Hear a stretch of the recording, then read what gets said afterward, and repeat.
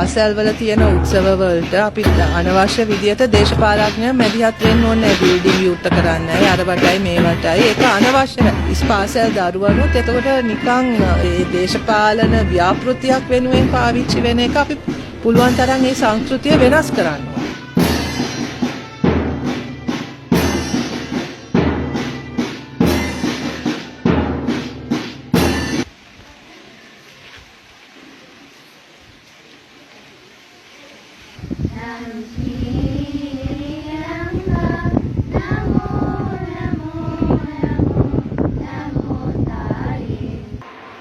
ලැබුණු ප්‍රජාශක්ති කමිටු සභාපතිතුමාට ලැබුණු ග්‍රාම නිලධාරීතුමාට ලැබුණු සමුද්දී නිලධාරීතුමාට ආචාර්ය මණ්ඩල සිසුවින මේ අවස්ථාවේදී